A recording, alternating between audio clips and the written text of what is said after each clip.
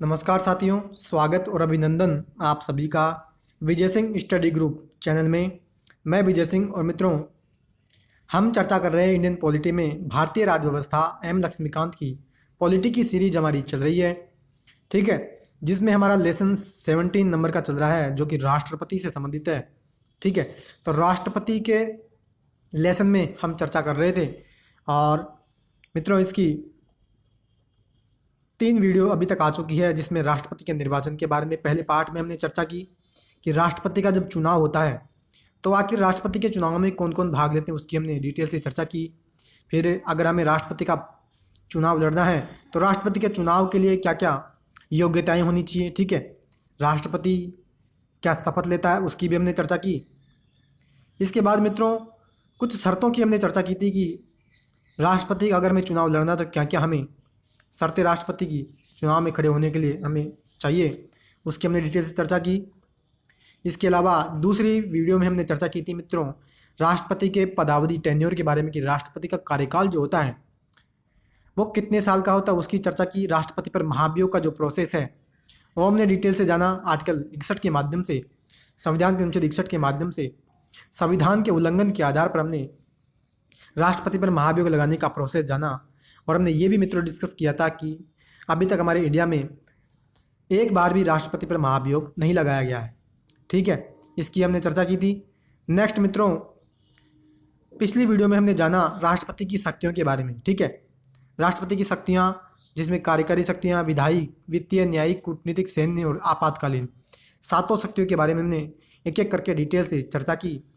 तो जितने भी व्यूअर्स थे मित्रों ये तीनों वीडियो नहीं देखिए, जरूर से मित्रों उसको देख लीजिएगा। बहुत इंपॉर्टेंट लेक्चर है, बहुत इंपॉर्टेंट लेसन है राष्ट्रपति का। अधिकतर एग्जाम्स में जहाँ भी क्वेश्चन बनने की संभावनाएं रहती है तो प्रेसिडेंट से क्वेश्चन जरूर पूछे जाते हैं। तो डिटेल से मित्रों हमने वहाँ पे चर्चा की थी, जरूर से उसको आप देख लीजिएगा अगर जिन्होंने भी उस वीडियो को नहीं देखी है। तो ये सभी शक्तियों के बारे में हमने डिटेल से चर्चा कर ली थी। आज फ्रेंड्स जो चर्चा करेंगे वो हमारा लेसन होगा राष्ट्रपति की वीटो शक्तियों के बारे में, यानी वीटो पावर्स की आज हम चर्चा करेंगे। राष्ट्रपति की क्या क्या वीटो शक्तियाँ होती है। ठीक है, तो उसमें 3 वीटो शक्तियों की चर्चा करेंगे, अत्यांतिक वीटो, निलंबनकारी वीटो और पॉकेट वीटो। ठीक है, इसके अलावा एक विशेषित वीटो की भी मित्रों चर्चा करेंगे जो कि अमेरिका के राष्ट्रपति के पास होती है। ठीक है, तो साथियों चर्चा स्टार्ट करने से पहले अभी तक आपने मेरे चैनल को सब्सक्राइब नहीं किया, आप जरूर से चैनल को सब्सक्राइब कर लें। साथ ही बेल का जो आइकन है ना मित्रों उसको जरूर से क्लिक कर लेना ताकि वीडियो के नोटिफिकेशन आपको मिल जाएँ। ठीक है, तो वीटो पावर्स के बारे में मित्रों चर्चा स्टार्ट करते हैं, ध्यान से सुनिएगा। कहता है कि संसद के द्वारा पारित कोई भी विधेयक तभी एक्ट यानी तभी अधिनियम बनता है जब राष्ट्रपति उसे अपनी परमिशन दे देता है। जब ऐसा विधेयक राष्ट्रपति की सहमति के लिए प्रस्तुत होता है तो उसके पास 3 विकल्प होते हैं संविधान के अनुच्छेद 111 के अंतर्गत। यानी ये कहना चाहता है कि आपको पता है कि जब भी हम कोई कानून बनाते हैं तो पहले लोकसभा में, मान लीजिए कोई बिल हम लोकसभा में लाते हैं या राज्यसभा में लेकर के आते हैं। ठीक है, फिर राज्यसभा में, लोकसभा से मान लीजिए लोकसभा में बिल लेकर के आए, विधेयक लेकर के आया हमने, लोकसभा ने उसको पारित कर दिया तो वो राज्यसभा में जाता है। और फिर मान लीजिए राज्यसभा ने भी उसको पारित कर दिया तो वो फिर जाता है प्रेसिडेंट के पास। प्रेसिडेंट जब उसको अपनी सहमति, परमिशन दे देते हैं तब ही जा करके वो बिल जो होता है, जो विधेयक जो होता है वो अधिनियम यानी एक्ट, कानून वो बनता है। तो वही बात यहाँ पे कह रहे हैं कि कोई भी विधेयक जब भी कानून बनेगा तब अगर राष्ट्रपति उसको अपनी सहमति दे देंगे। अब फिर यह कहता है कि कोई भी बिल अगर राष्ट्रपति के पास भेजा जाता है ना तो राष्ट्रपति के पास 3 ऑप्शन होते हैं। कौन कौन से? अनुच्छेद 111 में हमने बताया है कि एक तो वह विधेयक पर अपनी स्वीकृति दे दे। सीधी सी बात है कि अगर हम बिल लेकर के राष्ट्रपति के पास भेज रहे हैं तो पहला तो यही है कि राष्ट्रपति चाहे तो उसको स्वीकृति दे देंगे, या फिर राष्ट्रपति क्या करेंगे अपनी स्वीकृति को रख लेंगे, यानी उस बिल को वो अपने पास रख लेंगे। ठीक है, यानी ना तो वे स्वीकृति देंगे ना ही वे उसको पुनः लौटाएंगे, लेकिन वो उस बिल को अपने पास रख लेंगे, यानी अपनी स्वीकृति जो है वो उसके पास अपने रख लेते हैं, यानी वो उस बिल को अपने पास रख लेते हैं। तीसरा ये कहता है कि वह विधेयक को, अगर वो धन विधेयक नहीं है, यानी धन विधेयक जो मित्र होता है, संविधान के अनुच्छेद 110 में हमने धन विधेयक की परिभाषा दी है, उसकी हमने चर्चा भी करेंगे जब संसद का टॉपिक हमारा स्टार्ट होगा। तो धन विधेयक जो होता है ना मित्रों, उस विधेयक को राष्ट्रपति पुनर्विचार के लिए नहीं लौटा सकते। लेकिन यहाँ पे कहता है कि अगर वह विधेयक, अगर धन विधेयक नहीं है तो संसद के पुनर्विचार के लिए राष्ट्रपति उस विधेयक को, उस बिल को लौटा सकते हैं। हालांकि यदि संसद इस विधेयक को पुनः बिना किसी संशोधन के या संशोधन करके राष्ट्रपति के सामने पेश करे तो राष्ट्रपति को उसको अपनी स्वीकृति देनी ही होगी। यानी संविधान के अनुच्छेद 111 के अंतर्गत 110 में हमने किसकी परिभाषा दी है? धन विधेयक की।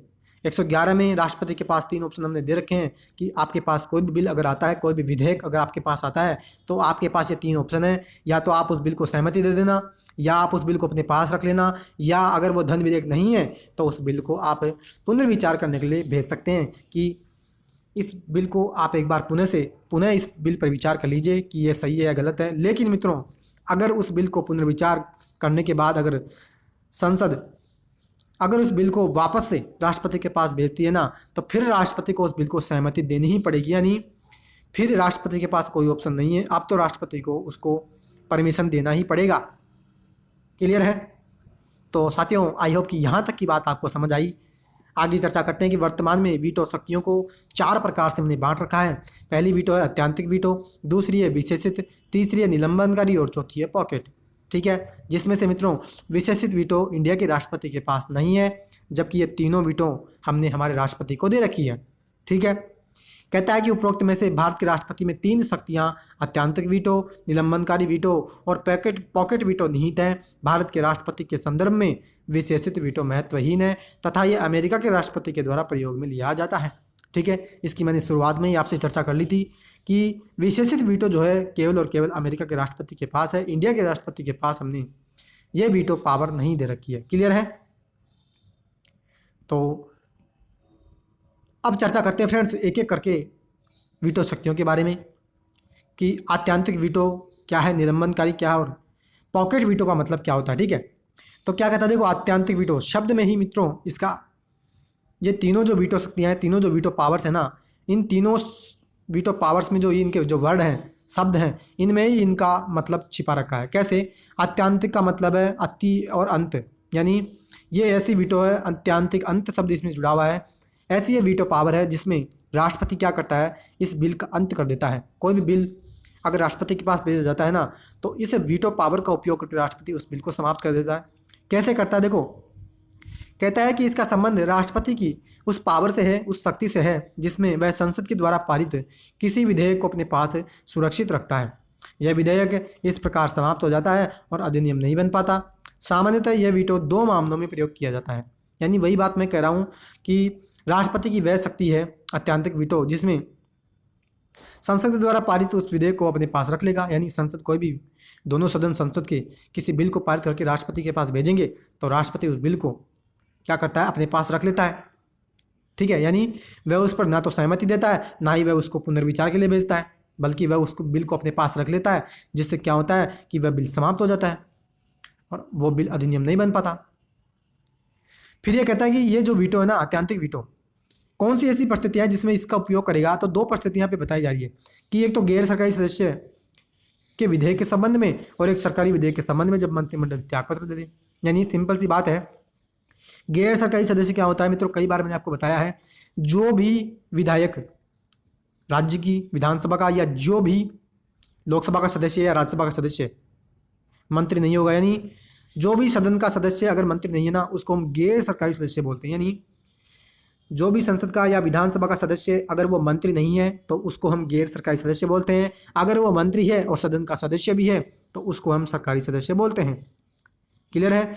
तो ऐसा कहता है कि गैर सरकारी सदस्य यानी कोई भी सदन का सदस्य जो मंत्री नहीं है और अगर वो सदस्य बिल लेकर के सदन में आ रहा है तो उस समय राष्ट्रपति इस शक्ति का अधिकतर मामलों में प्रयोग करते हैं।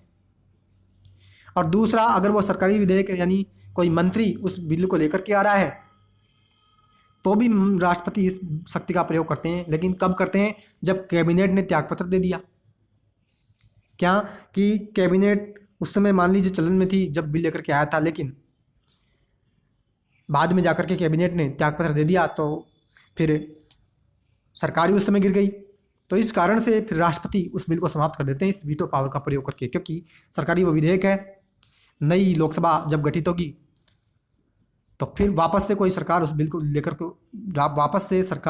लेकर के आना चाहती है तो पुनः उस सरकार को लोकसभा में उस बिल को लेकर के आना पड़ेगा। यानी दो मामले ऐसे हैं, तो गैर सरकारी सदस्य यानी कोई मंत्री नहीं है, और एक जो मंत्री है उस समय भी राष्ट्रपति अत्यंतिक वीटो का प्रयोग कर सकता है जब मंत्रिमंडल त्यागपत्र दे देता है। क्लियर? तो ये पहली मित्रों अत्यंतिक वीटो के बारे में हमने चर्चा की। आई होप कि ये मित्रों वीटो पावर जो है आपको समझ में आई। दूसरी वीटो पावर की मित्रों चर्चा करते हैं, निलंबनकारी वीटो। निलंबन का अर्थ होता है मित्रों सीधा सा है देरी करना, यानी सिंपल सा समझना, इस वीटो पावर का उपयोग राष्ट्रपति कब करेगा? जब राष्ट्रपति ये चाहता है कि उस बिल में मैं देरी कर दूं, उस बिल को पारित करने में अगर देरी करना चाहता है तो इस वीटो पावर का राष्ट्रपति क्या करेगा? यूज करेगा। कैसे? कि राष्ट्रपति इस वीटो का प्रयोग तब करता है जब वह किसी विधेयक को संसद के पुनर्विचार हेतु लौटाता है। यानी अब निलंबन यानी देरी कैसे करेगा? कोई बिल राष्ट्रपति को भेजा जाएगा तो राष्ट्रपति उस बिल को पुनर्विचार के लिए भेज देगा अनुच्छेद 111 के माध्यम से। हमने चर्चा की 3 ऑप्शन उसके पास होते हैं। एक पुनर्विचार का भी उसके पास ऑप्शन होता है कि वह संसद को उस बिल को वापस से भेज देगा कि पुनः आप इस बिल पर एक बार विचार कर लीजिए। ठीक है, तो निलंबनकारी वीटो का प्रयोग राष्ट्रपति इस तरह से करता है कि वह पुनर्विचार के लिए उसको भेज देगा और इस कारण से वह बिल जो होगा उसको पारित होने में देरी होगी। हालांकि यदि संसद उस विधेयक को पुनः किसी संशोधन के बिना या संशोधन के साथ पारित करके राष्ट्रपति के पास भेजती है तो उस पर राष्ट्रपति को अपनी स्वीकृति देना बाध्यकारी होता है। इसका अर्थ यह है कि राष्ट्रपति की इस वीटो शक्ति को उस विधेयक को साधारण बहुमत से पारित करा करके निरस्त किया जा सकता है। यानी क्या कहना चाहता है? इसने क्या कहा? इसने ये कहा कि एक तो राष्ट्रपति निलंबनकारी वीटो का प्रयोग करेगा, कैसे? संसद को पुनर्विचार के लिए भेज देगा उस बिल को। ठीक है, लेकिन मान लीजिए उसने देरी तो कर दी उस बिल को पारित करने में, लेकिन संसद ने भी क्या किया? उस बिल को वापस से पारित करके या तो संशोधन के साथ या बिना किसी संशोधन के राष्ट्रपति को जो है उसको भेज दिया, या तो संशोधन के बिना या संशोधन के साथ पारित करके राष्ट्रपति के पास उस बिल को भेज दिया। फिर अब क्या होगा? राष्ट्रपति को उस बिल को देना, यानी राष्ट्रपति को उस बिल को अपनी स्वीकृति, अपनी परमिशन, ठीक है, यानी अपनी स्वीकृति उसको देना बाध्यकारी होगा। अब राष्ट्रपति के पास कोई ऑप्शन नहीं बचा कि वह पुनः उसको पुनर्विचार के लिए भेज दे। ठीक है, यानी अब तो राष्ट्रपति को उस बिल को अपनी स्वीकृति देना बाध्यकारी ही होगा। ठीक है, तो इसका अर्थ यह हुआ कि राष्ट्रपति की इस वीटो शक्ति को हमने पुनः साधारण बहुमत के माध्यम से पारित कराया और उसको निरस्त हमने कर दिया है। क्लियर है? तो ये निलंबनकारी वीटो हो गई मित्रों। आगे चर्चा करते हैं पॉकेट वीटो, जो कि अंतिम वीटो है, राष्ट्रपति के पास हमने दे रखी है। भारत के राष्ट्रपति को हमने 3 वीटो शक्तियां दी, जिसमें से पहली हमने चर्चा की आत्यांतिक वीटो, दूसरी निलंबनकारी और तीसरी है पॉकेट वीटो। पॉकेट वीटो में क्या होता है? राष्ट्रपति उस बिल को जो है रख लेगा और वो बिल जो होगा वो समाप्त हो जाएगा। इस मामले में राष्ट्रपति विधेयक पर न तो कोई सहमति देगा, न अस्वीकार करेगा, न लौटाता है, और परंतु एक अनिश्चित काल के लिए विधेयक को वो लंबित कर देगा। राष्ट्रपति की विधेयक पर किसी भी प्रकार का निर्णय न देने की शक्ति पॉकेट वीटो के नाम से जानी जाती है। राष्ट्रपति इस वीटो शक्ति का प्रयोग इस आधार पर करता है कि संविधान में उसके समक्ष आए किसी विधेयक पर निर्णय लेने के लिए कोई समय सीमा तय नहीं है। यानी क्या कहना चाहता है? ये कहना चाहता है कि पॉकेट वीटो में क्या होता है मित्रों, कोई भी बिल राष्ट्रपति के पास भेजा जा रहा था, ठीक है, राष्ट्रपति ने क्या किया? उस बिल को न तो अपनी सहमति दी, न ही उस बिल को पुनः लौटाया है। ठीक है, लेकिन उसने क्या किया? अनिश्चित काल के लिए, यानी बहुत लंबे समय तक उस बिल को अपने पास रख लिया, जिस कारण से वह विधेयक लंबित हो गया। तो पॉकेट यानी अपने पास उस बिल को रख लेता है, पॉकेट यानी जेब के नाम से, पॉकेट वीटो उसको इसी कारण से हम उसको कहते हैं। तो राष्ट्रपति की विधेयक पर किसी भी प्रकार का निर्णय न देने की शक्ति पॉकेट वीटो के नाम से जानी जाती है। यानी उस बिल पर उसने किसी भी प्रकार का कोई डिसीजन, कोई निर्णय उसने नहीं दिया है। और इस वीटो शक्ति का वह प्रयोग किस आधार पर करता है? इस आधार पर करता है कि हमने संविधान में ये बताया ही नहीं है कि राष्ट्रपति के पास कोई अगर बिल भेजा जाएगा तो इस समय सीमा के भीतर भीतर राष्ट्रपति को उसको सहमति देनी पड़ेगी। यानी हमने किसी भी प्रकार से कोई भी समय सीमा राष्ट्रपति को हमने तय नहीं करी कि इस बिल को इस विशेष सीमा में राष्ट्रपति को अपनी स्वीकृति देनी पड़ेगी। यानी हमने समय सीमा तय नहीं की कि राष्ट्रपति को एक निश्चित समय सीमा में उस बिल को अपनी परमिशन देना पड़ेगा। तो समय सीमा तय नहीं है, इस कारण से राष्ट्रपति ने उस बिल को अनिश्चित काल के लिए, यानी बहुत लंबे समय तक के लिए अपने पास रख लिया है। दूसरी ओर अमेरिका में राष्ट्रपति को 10 दिनों के अंदर अंदर उस विधेयक को पुनर्विचार के लिए लौटाना होता है। इस प्रकार हम कह सकते हैं कि भारत के राष्ट्रपति के पास इस मामले में अमेरिका के राष्ट्रपति की तुलना में शक्ति ज़्यादा है। बिल्कुल सही बात है। भारत के राष्ट्रपति ने क्या किया? अनिश्चित काल यानी निश्चित समय बताया ही नहीं, बहुत लंबे समय तक, यानी उसने ये नहीं बताया कि मैंने कितने समय तक उस बिल को अपने पास रखा है। समय सीमा हमने संविधान में तय नहीं की है, जिस कारण से वह बहुत लंबे समय तक उस बिल को रख लेता है। लेकिन अमेरिका में क्या होता है, अगर राष्ट्रपति के पास कोई बिल भेजा जाता है तो 10 दिनों के भीतर भीतर, यानी विदिन 10 डेज उस बिल को अगर वो राष्ट्रपति पुनर्विचार के लिए भेजना चाहता है, क्या केवल 10 दिनों के अंदर अंदर उस बिल को पुनर्विचार के लिए भेजेगा। पुनर्विचार करने के लिए उसको लौटाना होता है उस बिल को। लेकिन भारत में तो हमने कोई समय सीमा तय ही नहीं की राष्ट्रपति के पास। तो इसी कारण से अमेरिका के राष्ट्रपति की तुलना में हमने इंडिया के राष्ट्रपति को पॉकेट वीटो के मामले में ज़्यादा शक्ति हमने इंडिया के राष्ट्रपति को दी है। क्लियर है? तो साथियों, ये आज हमने चर्चा की राष्ट्रपति की वीटो शक्तियों के बारे में, जो कि तीनों शक्तियां हैं। राष्ट्रपति की वीटो शक्तियां बहुत इंपॉर्टेंट है। और वीटो शक्तियों का मतलब होता है किसी भी बिल को पास करने के लिए राष्ट्रपति को हमने कोई भी जो शक्तियां हमने दी है कि चाहे तो वह बिल को अपने पास रख ले, पुनर्विचार के लिए लौटा दे, या अनिश्चित काल के लिए रख ले। तो उसमें 3 वीटो शक्तियों की हमने चर्चा की। अत्यंतिक वीटो, निलंबनकारी। अत्यंतिक में ध्यान रखना, अत्यंतिक शब्दों में इसका मतलब छिपा हुआ है। अत्यंतिक यानी उस बिल का अंत कर देता है। कैसे? उस बिल को अपने पास रख लेगा, न तो उसको अपनी सहमति देगा, सुरक्षित वो रख लेगा, जिस कारण से वो बिल समाप्त हो जाएगा और अधिनियम वो नहीं बनेगा। दूसरा निलंबनकारी, यानी निलंबन यानी देरी करेगा। कैसे करेगा? कोई भी बिल राष्ट्रपति के पास भेजा जाएगा तो वह उस बिल को पुनर्विचार के लिए वे पुनः संसद के पास भेज देगा कि पुनः आप इस बिल पर एक बार विचार कर लीजिए कि आपने ये जो बिल मेरे पास भेजा है, क्या वास्तव में ये सही है, या इसमें आप कोई संशोधन करना चाहते हो तो वो भी संशोधन कर लीजिए। लेकिन अगर संसद कोई संशोधन करती है या बिना संशोधन के भी राष्ट्रपति को उस बिल को पुनः भेजती है, तो फिर राष्ट्रपति के पास कोई विकल्प नहीं है। अब तो राष्ट्रपति को उस बिल को अपनी सहमति, उस बिल को पारित करना ही पड़ेगा। और तीसरी अंतिम वीटो जो राष्ट्रपति के पास हमने दी, पॉकेट वीटो है, जिसमें कि राष्ट्रपति किसी भी बिल को, किसी भी विधेयक को अपने पास रख लेगा अनिश्चित काल के लिए, यानी बहुत लंबे समय तक उस बिल को अपने पास रख लेगा, जिसके कारण वह इस बिल को लंबित कर देगा। इस बिल को पॉकेट वीटो के नाम से, इस शक्ति को जो हमने, इस वीटो पावर को हमने पॉकेट वीटो कहा है। और चौथी जो विशेषित वीटो थी मित्रों, जो हमने आपको साथ शुरुआत में ही चर्चा की कि विशेषित वीटो जो होती है अमेरिका के राष्ट्रपति के पास हमने दे रखी है, भारत के राष्ट्रपति के पास केवल 3 वीटो शक्तियाँ ही उपलब्ध है। क्लियर? तो साथियों, ये आज हमने चर्चा की पॉकेट वीटो, अत्यंतिक वीटो, निलंबनकारी वीटो, यानी राष्ट्रपति की वीटो पावर्स के बारे में। आने वाले लेक्चर में हम चर्चा करेंगे राष्ट्रपति के अध्यादेश जारी करने की शक्ति, जो कि संविधान के अनुच्छेद 123 के माध्यम से जारी की जाती है। और फिर नेक्स्ट हम चर्चा करेंगे राष्ट्रपति की समाधान की शक्ति, कि क्या राष्ट्रपति किसी व्यक्ति को अगर फांसी की सज़ा दे दी जाए तो क्या राष्ट्रपति को यह अधिकार है कि वह उसको सज़ा को माफ़ कर दे। तो संविधान के अनुच्छेद 72 के माध्यम से राष्ट्रपति को हमने समाधान की शक्ति भी दे रखी है। ठीक है? तो आने वाले लेक्चर में अध्यादेश जारी करने की शक्ति की चर्चा करेंगे।